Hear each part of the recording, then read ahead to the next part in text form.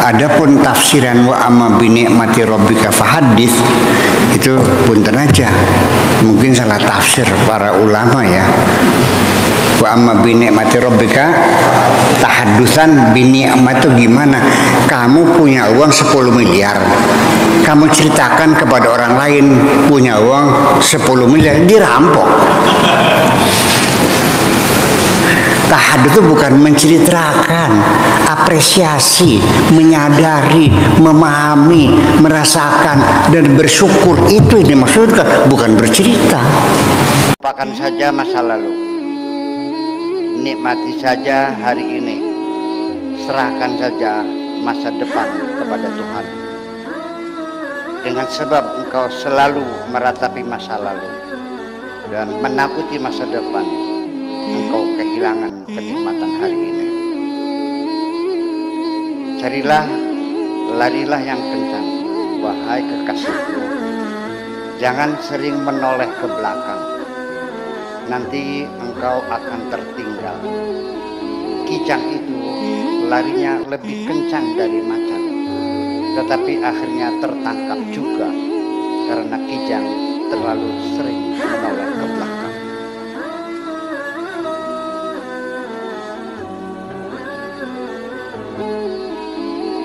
Assalamualaikum warahmatullahi wabarakatuh. Bismillah, tawakkaltu 'ala Allah, la haula wala quwwata illa billah. Asyhadu an la ilaha illallah wa asyhadu anna Muhammadar Rasulullah. Allahumma shalli ala sayyidina Muhammadin wa ala alihi wa sahabatihi ajma'in, ma ba'd.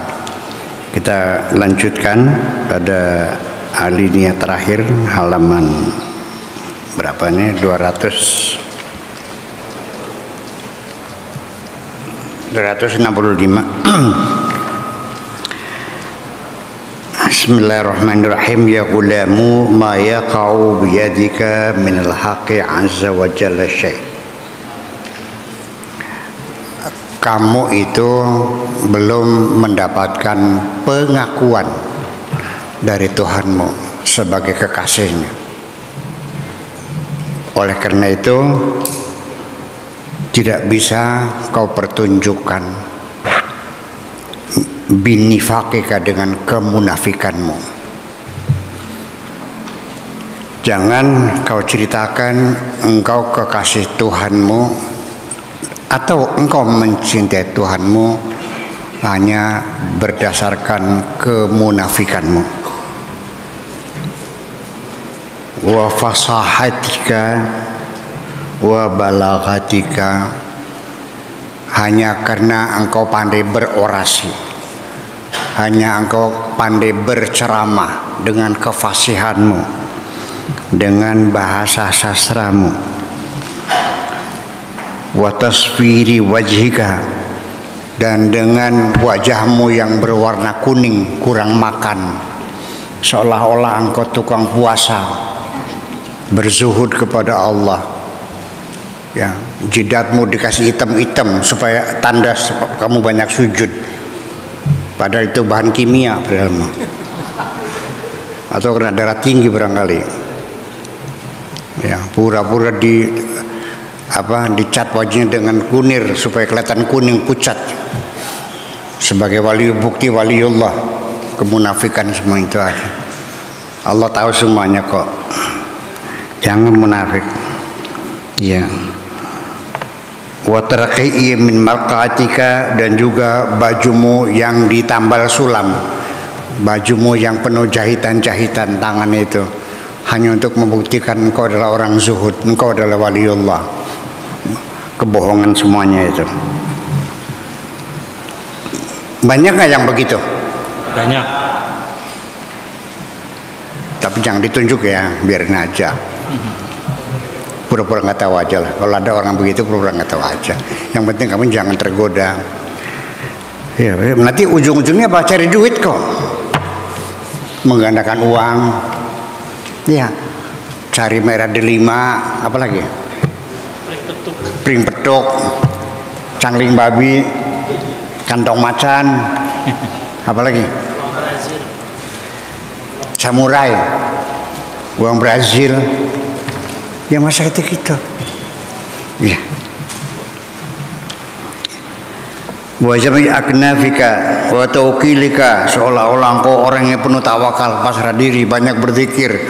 Ya, enggak dagang, enggak bertani, enggak usaha, enggak kerja, hanya berzikir, kayak seolah-olah engkau penuh dengan tawakal kepada Allah. Ilallah sehari-hari gitu. Ya. Kullu dzalika min nafsika, semua itu rekayasa dari dirimu sendiri. Wa syaitanika, dan rekayasa dari setanmu sendiri. Iya. Wa syarafika bil khalqi, dan untuk mendapatkan kehormatan dari sesama manusia supaya engkau dihormati. Ya, wa talabid dunya minhum, dan ujung-ujungnya kamu mencari duit dari mereka. Ya. Nantinya ujungnya apa? Beli menyan apel jin untuk mendapatkan harta karun. Ya, harganya berapa? Harganya 400 juta. Bohong itu semuanya itu. Mana ada menyan 400 juta.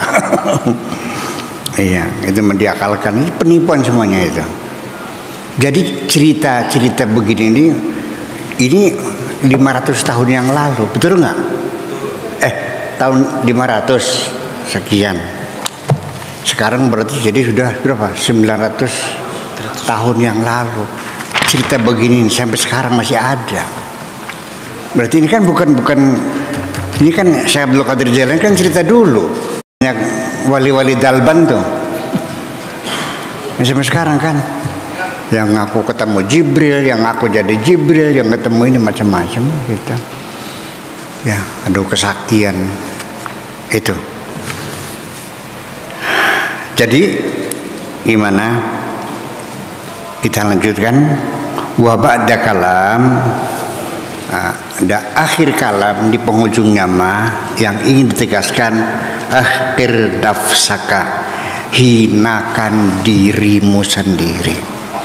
Maksudnya hina pada rendah hatilah, jangan sombong, jangan congkak, jangan sok pamer kesaktian, keilmuan. Udah, hinakan dirimu.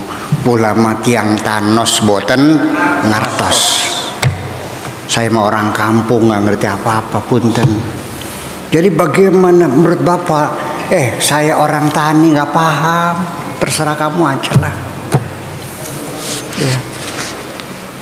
Kita ki adus yang belah berkawat. Durung pernah mangan bangku sekolah. Ngerti artinya? Adus yang belah berkawat tuh jauh dari kabel listrik. Artinya dari perkampungan banget lah gitu, dan belum pernah makan bangku sekolah, artinya nggak pernah masuk sekolah. Udah ngaku bodoh aja, hinakan dirimu, rendah hatimu. Itu satu. Waktum amroka, sembunyikan ya dirimu, sembunyikan. Sekalipun engkau sudah diberi sedikit karomah oleh Tuhanmu, bisa dengan sembar-sembur, ya kan, seperti ular kobra. Ya kalau orang minta doa kan disembur, ya ular kobra kan gitu. Ya, agak manjur doanya, jangan dipamerkan, sembunyikan aja. Iya. Jadi kayak kumaha iya mas, sesuganan lah ya. barang aja sembuh kan gitu, ya doain deh mudah-mudahan sembuh. Itu dong, yang rendah hati. Iya. Jadi artinya apa? Rendah hati, sembunyikan dirimu, wa kun ala dzalika ila ayyuqala laka, senantiasa seperti itu, rendah hati, bersembunyi, menyembunyikan diri. Sampai kapan? Sampai engkau mendapat perintah dari Tuhanmu.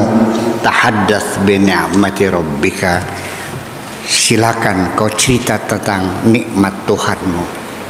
Nanti ada surat izin khusus, engkau boleh menceritakan kesaktianmu, menceritakan kelebihanmu, menceritakan kedekatan dengan Tuhanmu nanti, bukan sekarang. Itu ada izin khusus. Ya, tidak boleh bercerita. Itu pun kalau kamu diangkatnya jadi menteri penerangan. Silahkan banyak ngomong. Jadi menteri pemuda mesti banyak keluar, banyak gaul, betul nggak? Menteri perdagangan mesti banyak koneksi. Kalau jadi kepala bin, Diam. nggak boleh ngomong. Itu pun tergantung posisi kamu. Iya, jadi ada posisi-posisi yang tidak boleh banyak bicara. Biasanya makin tinggi jabatan itu semakin dilarang banyak bicara. Iya, karena apa masalahnya? Berita saja itu kalau sangat penting sekali dan tidak boleh ada orang lain tahu, namanya top secret. Yang itu hanya presiden, paling-paling wakil presiden. Ya, lebih bawah lagi namanya secret, rahasia. Presiden sama Menteri Pertahanan, Menteri Dalam Negeri, Luar Negeri, atau beberapa menteri koordinator. Ada lagi yang sifatnya confidential, itu terbatas, hanya anggota kabinet yang tahu. Ya, sekjen, dirjen sebenarnya nggak boleh tahu, itu levelnya menteri, itu confidential. Ada lagi informasi yang sifatnya publik. Ya, itu silakan orang tanya. Malah kalau sudah sifatnya informasi publik, semua masyarakat punya hak untuk mengetahuinya. Itu persoalannya. Nah, syariat itu adalah informasi publik. Semua orang harus tahu, tidak boleh disembunyikan. Tapi hal yang semacam ini, yang bangsa ruhaniyat begini, itu tidak semua orang harus tahu.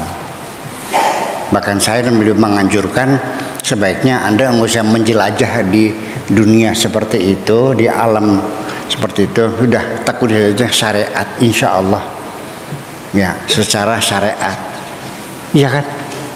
Ya udah jelas hitam putihnya, ini haram, ini halal, ini makruh, ini sunnah dan sebagainya, selesai. Itu aja. Nanti kalau sudah kokoh, nah boleh silakan. Nah ini saya lihat banyak sekali di negeri kita ini juga syariatnya belum paham, sampai sholat aja belum jelas, sudah belajar ya ruhaniyah semacam itu. Ya kan akhirnya jadi susah.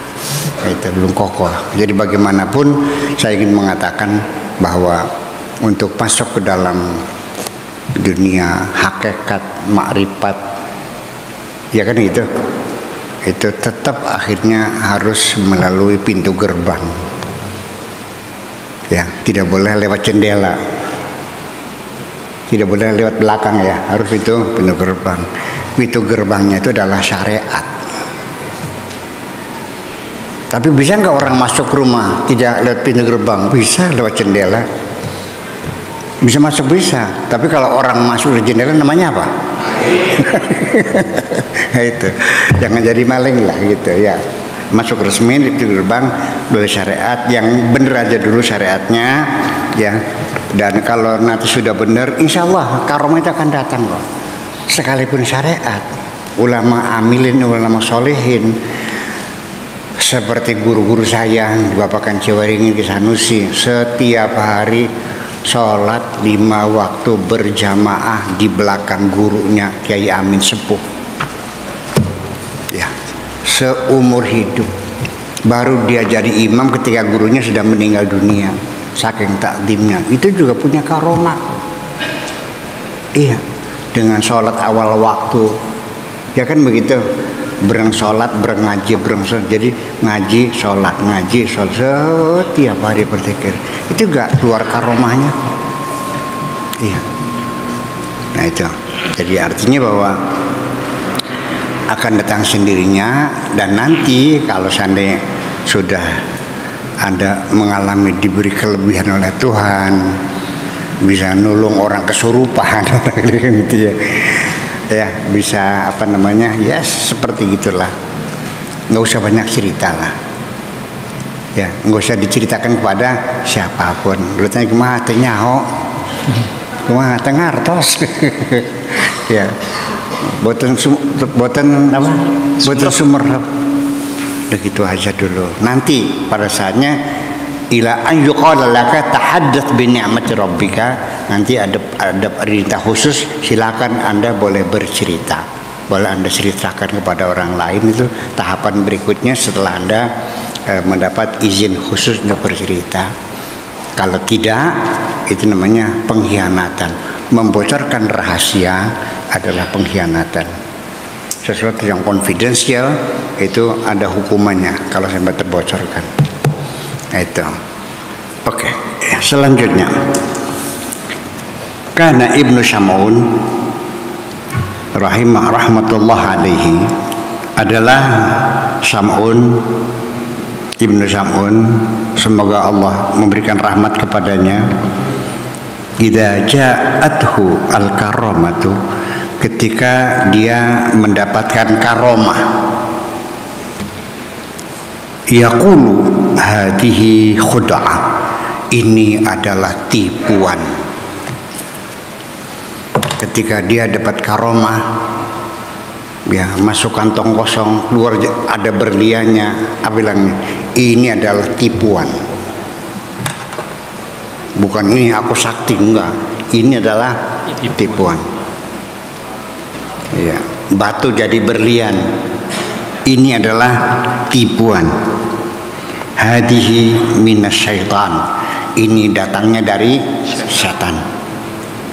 Wadama ala dzalika, terus seperti itu, hatta qila lahu man anta wa man abuka, sampai pada saatnya dikatakan kepadanya, siapa kamu, siapa bapakmu, dari mana asalnya, bagaimana awalnya, dan sebagainya.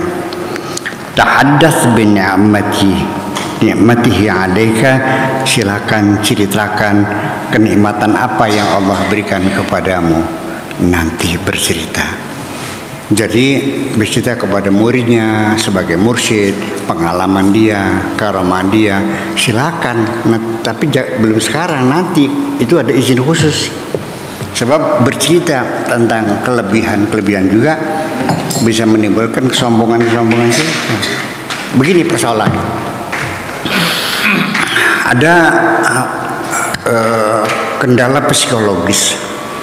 Setiap kita mendapatkan kelebihan, selalu diiringi dengan proses yang sangat tipis sekali antara bangga dengan sombong. Tapi saya katakan kesombongan. Jujur aja, orang cantik sombong nggak? Orang kaya, penjabatan, punya kesaktian, orang pintar, mana yang paling sombong? Orang berilmu. Perempuan cantik sombong, sadar. Suatu ketika wajah saya memble. Betul nggak? Orang kaya juga masih ada kecurigaan kapan-kapan saya bisa miskin kok. Betul nggak? Tapi orang berilmu, kesombongannya lebih permanen. Ya, itu. Dan memang kelebihan Tuhan pun ketika ingin membuktikan bahwa Adam lebih hebat dari iblis. Adam kan dibikin lebih pintar dari iblis. Betul nggak? Sebagai pengakuan, karena keilmuan itu sangat memukau, lebih dari harta loh. Ya, keilmuan tuh lebih dari kecantikan. Nah itu makanya wa'allama Adamal asma'a kullaha thumma 'aradahum 'alal malaikati faqala anbi'uni bi asma'i haula'i in kuntum shadiqin, dan seterusnya. Nah, jadi artinya bahwa sulit dibayangkan orang pintar ujug-ujug goblok, nggak ada. Tapi orang kaya mendadak jadi miskin bisa nggak? Orang cantik jadi jelek bisa nggak? Bisa. Orang pintar semakin diaktifkan otaknya semakin cerdas. Ya, ilmu dibagikan semakin banyak pula. Nah, itulah makanya jangan pernah bercerita tentang kelebihan-kelebihan yang kau miliki, apalagi kelebihan bersifat karomah, bersifat maunah, bersifat kesaktian, kedikjayaan. Apalagi kita bercerita tentang harta pun, artinya tidak semuanya bisa kau ceritakan. Adapun tafsiran wa amma bi ni'mati rabbika fahadits, itu punten aja, mungkin salah tafsir para ulama ya. Wa amma bi ni'mati rabbika tahaddusan bi ni'mat itu gimana? Kamu punya uang 10 miliar, kamu ceritakan kepada orang lain punya uang 10 miliar, dirampok. Tahadduts itu bukan menceritakan, apresiasi, menyadari, memahami, merasakan dan bersyukur, itu yang dimaksudkan, bukan bercerita. Iya, itu. Ya, tetapi ya, manusia pada umumnya kalau lagi senang nggak cerita, kalau lagi nggak enak. Saya kan sehari-hari apa yang saya dengar adalah keluhan nggak enak semua kok. Betul nggak benar? Sehari-hari 24 jam telinga saya mendengarkan keluhan yang kesusahan orang. Jarang saya mendengarkan orang menceritakan kesenangannya. Makanya saya lagi senang ini, enggak kok. Loh, saya ceritanya malah lagi susah kan? Iya begitu. Ya, jadi bukan cerita semacam itu. Artinya kesadaran diri kita bahwa itu adalah kenikmatan dari Allah Subhanahu wa taala. Oke, saya ingin bercerita begini. Nanti ada episode lagi. Ini cerita.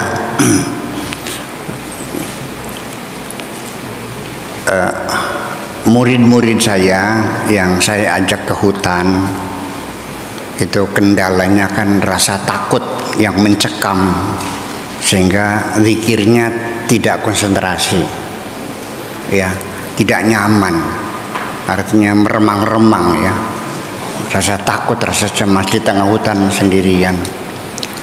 Saya bilang nggak usah takut, kamu dalam pemantauan, selalu dipantau apa yang lakukan. Tetap juga takut. Alasannya karena ya bagaimana tidak takutnya, biar Buya memantau juga nggak kelihatan Buyanya. Oke. Jadi akhirnya saya panggil beberapa orang ya. Ini sudah saya ceritakan berulang-ulang, tapi nggak apa-apa lah untuk mau itu. Ya, Pak Kiai Yunus, Mas Sepeng sama Pak Sobirin bertiga. Pagi saya kumpulkan, saya ceritakan pada Mas Sepeng, ceritakan bahwa kamu tadi malam didatangi pacar kamu yang dulu, minta dikawin. Kemudian Pak Sobirin, kamu tadi malam tidur di pangkuan perempuan yang berkulit putih bersih dan kaki kamu dipijitin oleh perempuan yang berkulit hitam. Nanya kan, Buya kok bisa tahu mimpi kami? Kok bisa tahu mimpi, kok bisa dibaca? Dia bilang sama aja lihat TV.